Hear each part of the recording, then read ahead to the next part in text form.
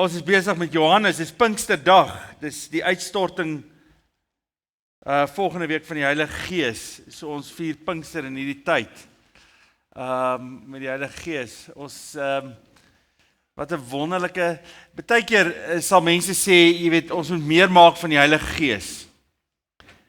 Ek dink elke keer as ons preek oor die Christus en oor die kruis en oor wat hy gedoen het en wie hy is, dan is dit die Gees wat werk.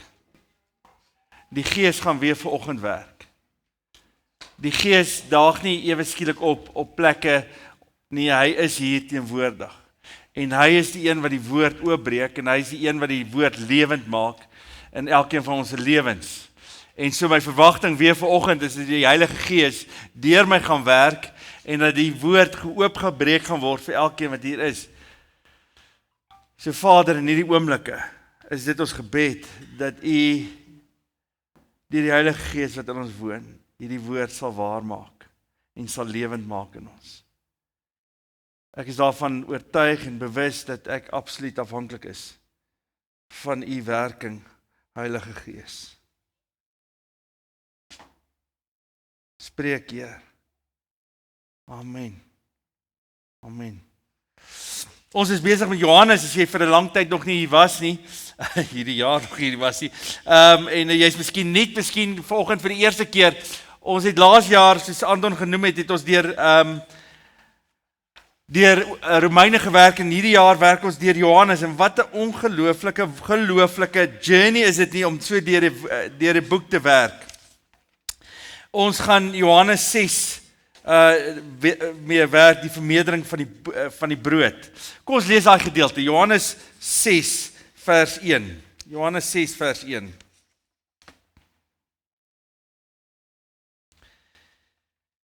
Hierna het Jesus na die oorkant van die see in Galilea toe gegaan, wat ook die see van Tiberias genoem word. 'n Groot klomp mense het agter hom aangekom, omdat hulle die wondertekens gesien het wat hy aan die siekes gedoen het. Jesus het toe teen die berg opgegaan en met sy disippels daar gaan sit. Die Paasfees van die Jode was naby. Toe Jesus rondkyk en sien dat 'n groot klomp mense na hom toe aankom, sê hy vir Filippus: "Waar kan ons brood gaan koop sodat die mense kan eet?" Dit het hy net gesê om hom op die proef te stel, want hy het self goed geweet wat hy gaan doen. Filippus antwoord hom toe. Dis interessant. Daar staan hy het 'n toets vir hom gegee. Hy het vir Filippus hierdie toets gegee. Waar gaan ons brood vandaan kry? Filippus antwoord hom toe: 200 mense se dagloon is nie eers genoeg om elkeen van hulle 'n stukkie brood te laat kry nie. 'n Ander disipel, Andreas, die broer van Simon Petrus, sê toe vir hom: "Hier is 'n seentjie met 5 garsbrode en 2 visse, maar wat is dit vir so baie mense?" Toe sê Jesus: "Laat die mense gaan sit." Daar was baie gras op daardie plek en die mense het gaan sit. Die mans alleen was omtrent 5000. Daarna het Jesus die brood geneem, God daarvoor gedank en dit uitgedeel aan die mense wat daar gesit het. En net so ook soveel van die vis as wat hulle wou hê. Nadat die mense versadig was, sê hy vir sy disippels: "Maak die stukke bymekaar wat oorgebly het, sodat daar niks verlore gaan nie." Hulle het dit toe bymekaar gemaak. Daar was 12 mandjies vol met stukke wat van die 5 garsbrode oorgebly het, nadat die mense klaar geëet het. Toe die mense die wonderteken sien wat Jesus gedoen het, het hulle gesê: "Hy is werklik die profeet, die een wat na die wêreld toe moes kom." Toe Jesus merk dat hulle hom met geweld wil kom koning maak, het hy verder die berg opgegaan, hy alleen. Is interessant, wie hou van toetse? Wie hou van 'n toets? Wie hou van Mila, is jy in 'n toetsreeks nou? Nee, amper. So jy is besig om te swat. 'n Toets was nog nooit, elke keer as ek dink aan eksamens of toetse, dan dink ek aan my algebra eindeksamen vraestel en dit het nie goed gegaan nie. Ek was verbaas dat ek deurgekom het, verstaan jy? Maar dit is ongelooflik dat niemand hou van toetse nie. Tog is toetse belangrik. Tog is dit belangrik om 'n toets te skryf, Henk, want 'n toets openbaar iets van wat jy weet. Is dit nie so nie, of wat jy nie weet nie? Wat ook al die geval is. En dit is ook 'n baie keer dink jy myself, dis ook wat jy verkeerd verstaan het. Dis 'n openbaring van wat jy nie kan verstaan nie, wat jy moet verstaan, en dan skryf jy toets, dan kom jy agter, wie het daardie toets al gesê, ja, ek het goed gedoen in hierdie toets. En dan kom Marlene de Wet na jou toe en dan sê sy vir jou, dit is 'n moeilike toets. Dan dink jy, wat 'n moeilike toets? Tot sy vir die antwoorde gee. Dan besef jy, jene, alraai, dit was toe 'n moeilike toets. Want jy het die helfte van die vrae nie verstaan wat gevra is nie. Dis 'n interessante ding, daar staan in Spreuke 18 vers 13 staan daar 'n dwaas antwoord voor hy die antwoord gehoor het. Die vraag gehoor het, hè? 'n dwaas antwoord voor hy die vraag gehoor het, maar ek dink 'n dwaas antwoord voor hy die vraag verstaan het. Dis net so belangrik. En ons het al baie keer gehoor dat Johannes eintlik 'n paar lae het, hy soos onions, hy het 'n paar layers aan hom en hierdie is nie verskillend in terme van die layers van hierdie ding nie. Jesus is besig hier om 'n toets vir Filippus te gee. Dit is interessant, net gou vinnig oor Filippus. Filippus is die enigste, dis die disipel wat die meeste genoem word in die hele evangelie van Johannes. Interessant genoeg, hy feature nie eintlik in die ander evangelies nie, behalwe in Johannes evangelie. Hy en Andreas, die broer van Petrus, interessant genoeg. En Filippus is hierdie figuur van die disipels wat Johannes gebruik, wat eintlik die ou is wat hy's nogal ek kan dink hy was min of meer behalwe vir Matteus wat die tollenaar was, is Filippus hierdie rekenmeester. Jy sê hy's besig om altyd, sorry ek noem jou, verstaan, rekenmeester hou as ek sy naam noem. Verstaan, maar hy's hierdie ou wat hy doen rekeningkunde. Hy vra ook, hy's hierdie ou wat die heeltyd hierdie vrae vra. Deur die hele Johannes kry jy hierdie Filippus wat die heeltyd besig is om mense na Jesus te bring en ook vra aan Jesus te stel wat hy moet antwoord. So hy breek eintlik hierdie hele openbaring van wie Jesus is, word deur Filippus oopgebreek in die Johannes evangelie. Interessant genoeg, hierdie Filippus figuur. Hy is die syferman, hy is die een wat opreg soek en ook mense bring. En Jesus vra vir hom hierdie vraag. Hy sê, ja, waar gaan ons? Hy stel vir hom 'n toets. Hy gee vir hom 'n vraag. Nou, Christian het nou die dag gesê in sy preek, hier op die einde het hy gesê, Jesus vra nooit dom vrae nie. Nee. So as Jesus 'n vraag vir jou vra, en Jesus is baie goed met vrae vra. Hy vra gewoonlik Johan vra wat hy wil hê, wat iets anders te openbaar as wat jy dink hy vra. En hy vra 'n vraag sodat jy dit moet antwoord. En hier's die ding, hy vra nooit 'n vraag wat hy nie die antwoord van weet nie. En hier's 'n paar lae weer eens aan hierdie vraag. En wat is die vraag wat hy vra? Hy vra vir hom die volgende, in die Grieks staan daar, van waar sal ons brood kry? Van waar sal ons brood kry, Filippus? Waaroor gaan hierdie toets? Waaroor gaan hierdie vraag? Dit is 'n interessante vraag om te vra, van waar gaan ons brood kry? Nou eerstens sal jy dink, die vraag gaan daaroor, dat Jesus vir Filippus vra, Filippus, hierdie mense het honger, soos wat die evangelie, hy het 'n hart vir mense ook, sy fisiese nood, en hy wil hê, hulle moet brood ontvang, want hulle het van ver af gekom, so daar's iets daarvan, maar daar's iets dieper in hierdie vraag, en jy kom agter as jy die Grieks hier lees, dat hierdie vraag te doen het, nie so seer van waar af gaan ons die brood kry nie, maar weer eens die vraag wat Johannes probeer antwoord, wat hy in Johannes 20 sê, wie is hierdie Jesus? Die vraag, waar vandaan gaan ons brood kry, het meer 'n openbaring van wie hy is, as die brood wat hy wil uitdeel. En hoekom weet ons dit? Die Griekse woord van waar is 'n interessante woord. Hierdie woord kom altyd voor die openbaring van wie Jesus is. Hy kom 9 keer voor in Johannes evangelie.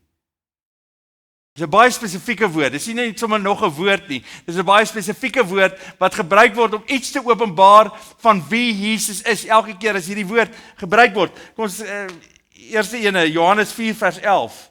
Die vrou sê te vir hom, meneer, jy het nie eens 'n skemtyd nie, jy put is dit. Van waar gaan jy lewende water vandaan kry? Selfde woord. Van waar? Johannes 7 vers 27.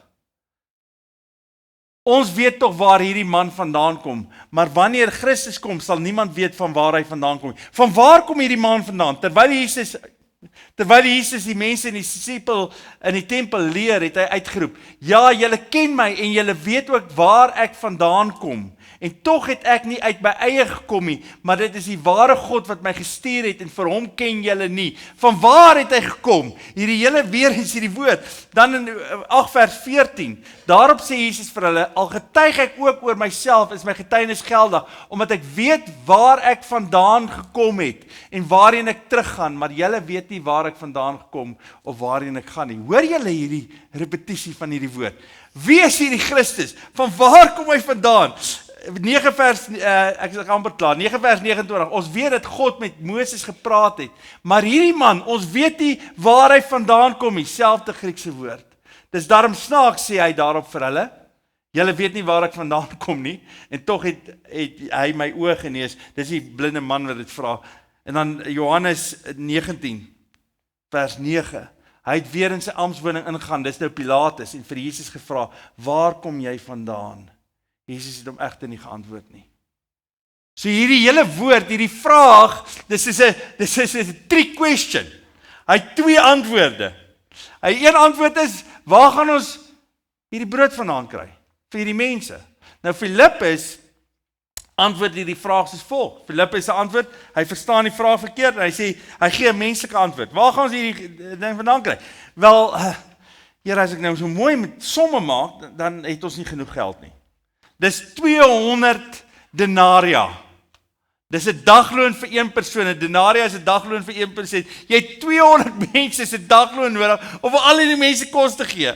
Hierdie is 'n amazing ding. Is dit nie so nie? Is dat baie keer gee die Here vir ons iets.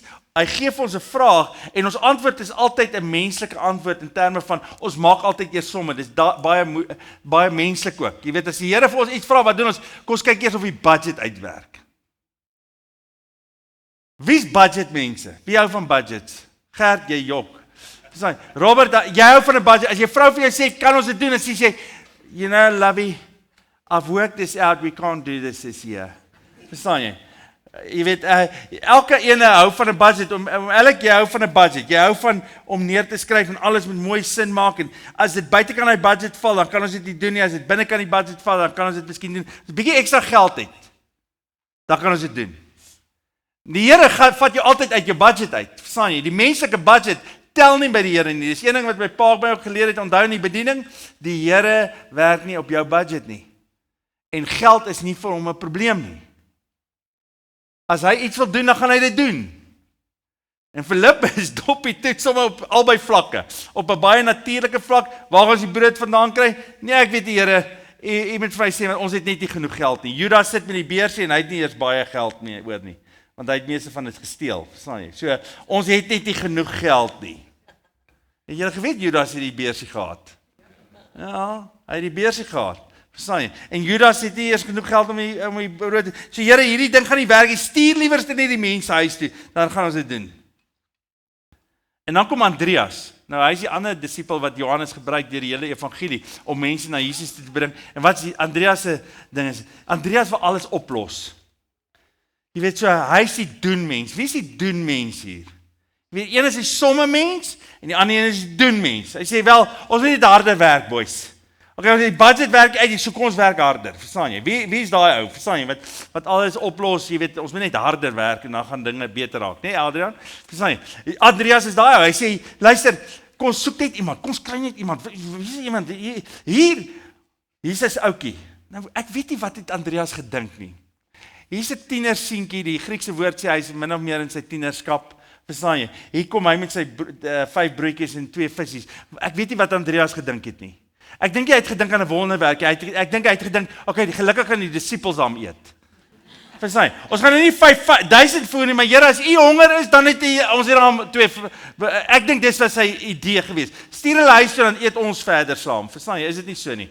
Nou hier sê my pa, die grootste wonderwerk van alle tye gebeur. Die wonderwerk was nie die vermeerdering van die brode nie. Ria, weet jy wat was die wonderwerk? Dat 'n tiener sy kos op sou gee.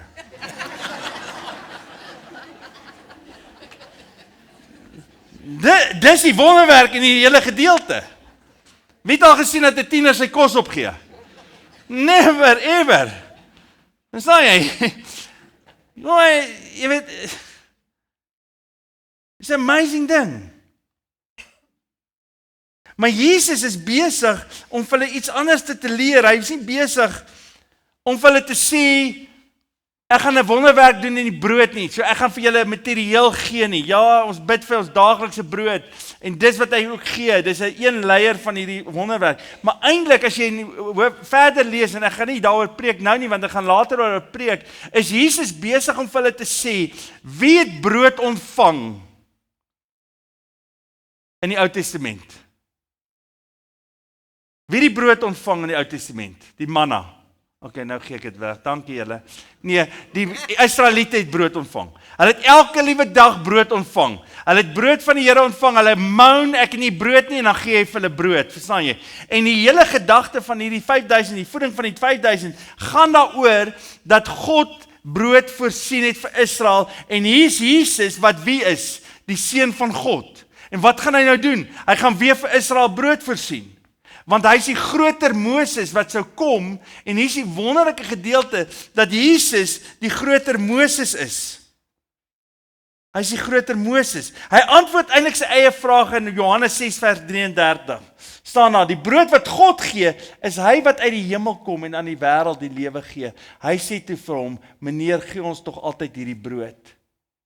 Maar Jesus sê vir hulle, ek is die brood wat lewe gee. Wie na my toe kom sal nooit weer honger kry nie en wie in my glo sal nooit weer dors kry nie. Hoor jy die repetisie in Johannes? Wat sê die Samaritaanse vrou vir hom? Here, gee vir my van hierdie water dat ons kan drink en nooit weer dors kry nie. Hulle verstaan elke keer die vraag verkeerd. Want hulle dink dit gaan oor 'n materiële oplossing. Terwyl Jesus homself openbaar in hierdie oomblikke. Hy is die een wat die brood gee, maar hy is ook die brood. Hy is ook die brood van die lewe. En daarom as hy vra, waar gaan ons die brood vandaan kry, het hy nie in gedagte die materiële nie, hy het die gedagte van die brood wat hulle sal eet en nooit weer honger kry nie. Dis waarmee Jesus besig is, want hy is die Moses. Hy is die groter een as Moses. En hier is 'n interessante ding nou net gou weer interessant van hierdie hele gedeelte is. Hoekom bly daar 12 mandjies oor? Dit kan nie 12 stamme wees, alhoewel meeste kommentare sê ou moet versigtig wees want daar was 12 disippels, so elkeen het 'n mandjie gedra, so daar kan net 12 mandjies oor wees, maar dit kan nie 12 stamme. Maar waaroor gaan dit? Het julle geweet in Exodus as hulle die manna gekry het, hoeveel moes hulle gekry het? Hoeveel het elkeen gekry? Hoeveel moes hulle opgetel het? Net genoeg vir daai dag. Onthou julle? Dis 'n wonderlike geskiedenisles hierdie. Hulle moes net genoeg opgetel het. Wat het gebeur as hulle te veel optel? Sleg geraak. Vrot geraak. Jy sien, wie waarmee is Jesus besig? Hy sê, hierdie nuwe verbond wat ek gaan sluit, is groter as die eerste verbond. En is meer.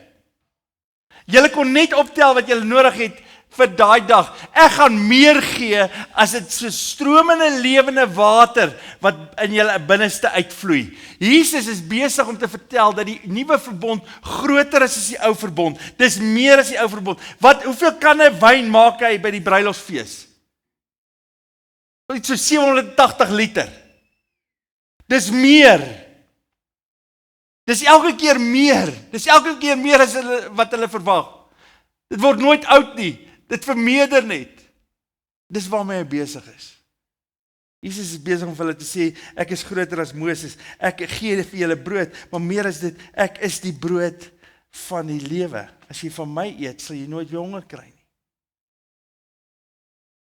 En dan hier is die interessante gedeelte van die hele gedeelte. Hulle het dit toe bymekaar gemaak, daar was 12 mandjies vol met die stukke wat van 5 garsbrode oorgebly het, nadat die mense klaar geëet het. Toe die mense die wonderteken sien wat Jesus gedoen het, het hulle gesê, hy is werklik die profeet. Verkeerde antwoord. Verkeerde antwoord. Hulle dop ook die toets. Jesus vra die vraag, waar gaan ons die brood kry? Na wie verwys hy? Ek is die brood. Wat dink die ouens? Nee, hy is die profeet. Wat sê Johannes in Johannes 20? Wie is Jesus? Hy is die seun van God en hy is die Messias en jy sal lewe hê deur hom. En hulle dop die toets hierso. Hulle sê, hy is die profeet, een wat na die wêreld toe moes kom. Toe Jesus merk dat hulle hom met geweld wil koning maak, het hulle verder die berg opgegaan, hy alleen. Weer eens dop hulle toets, want wat wil hierdie skare hê? Wat wil die skare hê? Hulle wil 'n koning hê wat doen? Wat brood verniet uitdeel. Dis wat hulle wil hê. Hulle wil nie die brood hê, hulle wil nie brood van die lewe hê nie, hulle wil die brood hê wat hulle elke dag kan kry soos Moses vir hulle gegee het. En elke dag tel jy 'n bietjie brood op en jy hou dit vir jouself en jy, Jesus, dit is wonderlik, ek het brood gekry vandag en dis al wat hulle wil hê. Hulle wil elke dag net 'n bietjie brood hê wat hulle lewe kan sustain, maar eintlik wil die Here vir hulle homself gee. Hulle wil hom geweld koning maak. Interessant genoeg as jy hierdie deel in die begin lees, dan sê dit die volgende. Hy sê 'n groot klomp mense het agter hom aangekom omdat hulle die wondertekens gesien het wat hy aan die siekes gedoen het. Hoekom het mense hom gevolg? Want hy het hulle gesond gemaak. Hoekom volg hulle hom na die ding? Want hy gee hulle kos. Hoe wonderlik is dit nie? Wie wil nie so 'n koning hê nie? Ons soek nou nog konings. Ons dink die oplossing lê in die koning. Jy weet, ons moet net beter konings kry, nuwe presidente kry, dan gaan die ekonomie beter gaan, dan gaan ons kan meer geld maak, dan is dit wonderlik, verstaan jy? So 'n koning soek ons soek 'n koning wat ons materiële oplossing vir ons lewens kan gee. Meeste mense dien die Here want hulle dink hy is die oplossing tot hulle materiële probleme. Andries, is nie so nie. Sê vir my, is Jesus jou koning? Is Jesus jou koning vandag?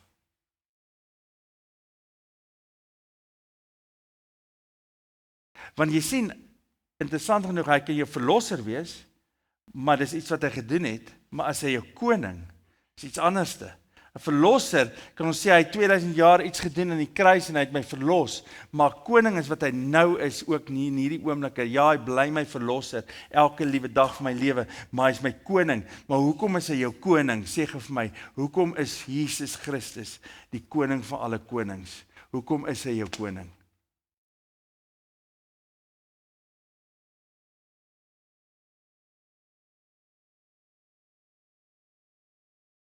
Want meeste mense sal Jesus aanvaar as koning solank hy brood uitdeel. Is interessant genoeg, as wie wat toets jy iemand wanneer hoe hy Jesus sien as sy koning? Jy toets hom nie wanneer dit goed gaan nie. Die toets vir wie Jesus is, kom wanneer alles uitmekaar uitval en jy dink by jouself, ek is besig om alles te verloor. Dan weet jy of Jesus jou koning werklik is en of hy net 'n koning is wat jy aanbid omdat hy brood uitdeel.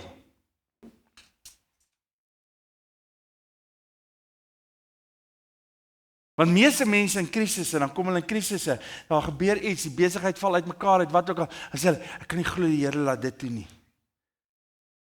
Hoekom het die Here nou dit gedoen? Wat is die Here nou mee besig? Dit is dan so goed gegaan met my. Wat het nou gebeur?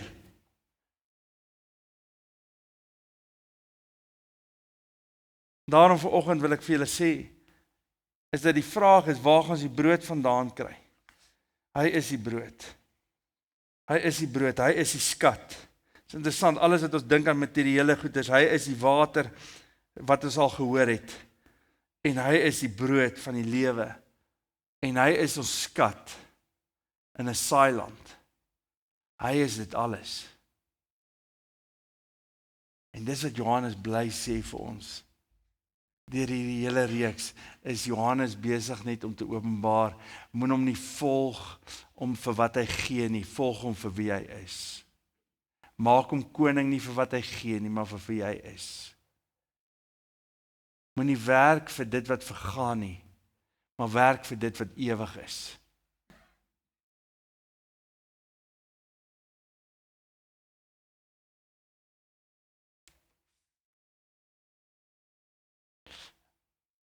Vanoggend wil ek sommer net vir julle dit sê en dit is my afsluiting. As ek bid dat die Here ons harte sal ondersoek. Op daai plekke waar ons hom vertrou vir wat hy gee en nie wie hy is nie. Dat die Here jy sal bring op daai plek waar jy sal geopenbaar word. Hoekom jy hom volg? Nie vir wat hy gee nie, maar vir wie hy is. Miskien sit jy hier vanoggend. Miskien gaan jy deur daai tyd. Miskien jy hierdie week deur 'n tawwe tyd gegaan en jy dink vir jouself, ek verstaan nie hoekom die Here dit doen nie. Weet wat is die toets? Dis die toets. Die toets is, baie van ons geloof is gebou op wat hy gee en nie wie hy is nie, en hy wil dit afbrand. Soos goud deur gelouter word, sê Petrus, deur die vuur word ons geloof gelouter, sodat al wat oorbly is net hy. Want dan soos geloof kan die toets van die tyd deurstaan. Dan sy koning. Dan sy koning. Want hy is soewerein en hy kan doen wat hy wil. En ons kan net sê, Here, dis goed. Want U is goed. Amen. Vader, wat 'n wonderlike voorreg om vanoggend sommer net hier te kan staan en ag Here, dankie dat U die gewer is van elke goeie gawe. Dankie dat U voorsien in die kleinste detail van ons lewens. Dankie dat U materieel ook vir ons voorsien. U sê ons kan bid, gee vir ons daaglikse brood. Vader, dankie dat U 12 mandjies baie keer laat oorbly. Here, ons sien die oorvloed in ons lewens. Ons loof en prys U daarvoor. Maar Vader, ons bid in hierdie oomblikke dat as U alles wegvat van ons en dit is net ons twee, dit is net ons en U, dat dit nog steeds genoeg sal wees. Vader, ek weet U vat ons deur 'n toets baie keer in ons lewens, waar U ons vra, sal jy genoeg brood hê? En ons wil die antwoord gee, Here, as U daar is daar genoeg, want U is genoeg. U is die brood, U is die water. En ons loof en prys U daarvoor. Amen.